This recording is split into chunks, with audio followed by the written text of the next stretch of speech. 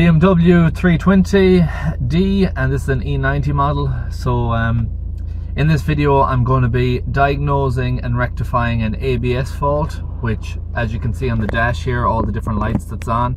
I have an ABS light on, I have a traction control light on, and before them lights came on I had a lack of power, and it was only for a few seconds or so, but then them lights came on afterwards. The next thing I'm going to do is I'm going to plug into it, see what the fault codes are on the ABS side, and go from there. And in this video you'll see me diagnose and rectify the issue with those lights. Okay, so these are the fault codes that have come up on it. I've brought it for a road test, checked it on the live data, and it is relating to the right hand rear. So as these are permanent faults, they can't be erased. If you try to erase them, they come back straight away. What I'm going to do is just check the wiring on the right hand rear wheel speed sensor, and I know the area that it's in, so I'm going to check that, see if there's any issue with the wiring. If there isn't, I'm going to replace that sensor.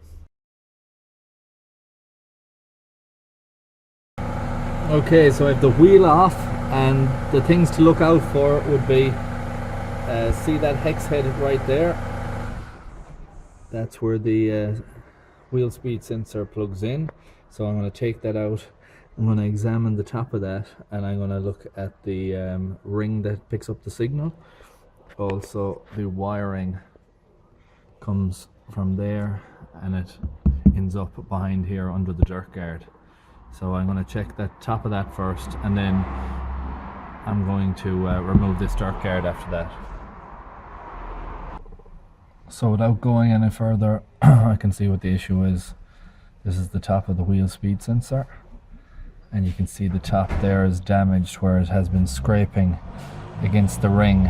So the next thing I'll need to do is check to make sure that the ring is not full of dirt or corrosion that would be causing that scraping.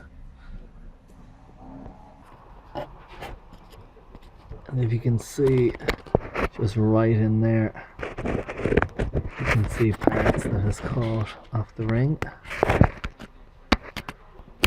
See that? See, that's part of the ABS sensor. So I'll need to go around and scrape all them individually and make sure that's all clean. So now that the cleaning of that ring is all done, it's a tedious job, takes some time, but make sure that it's cleaned off and the gaps are all there so that the sensor can pick up the signal correctly.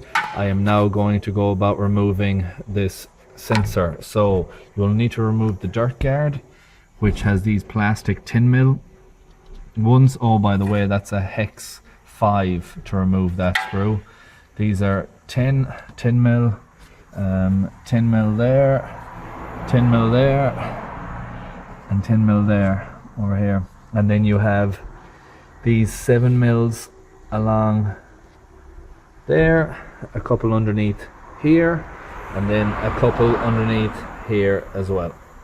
Once you have those removed, take down that dirt cover, and that will leave you access up in this area to where the sensor connects. I have the wire now traced all the way back. One other thing, the cover up here had one extra plastic 10mm that needed to be removed. So with the cover off, it exposes these two. One is for the brake warning, and one is for the wheel speed sensor. So this is the one I'm after. It will be disconnected here, so that's a pushing clip, and you pull back. So push that in and then pull them apart. And these little clips, there's a few of them that route the cabling around the coil spring, so you just need to pull that back to get at it. So I'm just going to disconnect this now, and then I'm going to fit the new wheel speed sensor. Okay, so I just have it on the ground here, and I run it out to make sure that the length is correct, and then just to make sure that it's the same type with the same connector, which it is. If I compare the new one to the old one,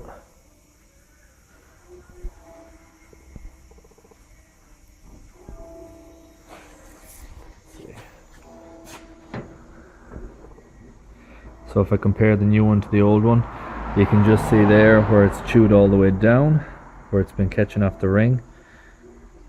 And on the new one, the plastic is still coating all around it. And on that one you can actually see where the pickup signal is coming through. Just there. Okay, so I'm going to fit this all back together now exactly the way I removed it, just in the opposite order. And with that, I would imagine that this problem should be solved, and I'll check back in after the job is complete. So with everything fitted back, I brought it for a road test, and the ABS and traction control warning lights are now off, so the job has been successful. I hope you found this video useful and you got a bit of information that helps you to solve your problem. If it is the same as mine, make sure that the air gap is correct between the wheel speed sensor and the ring that picks up the signal. You want to have a gap on that, so if there is dirt on the ring or the sensor is catching something, you need to make sure it's nice and free so it spins. And that is basically it. I hope you found this video useful. If you did, please like, share, comment and subscribe, and I hope to see you in the next one. Thanks for watching.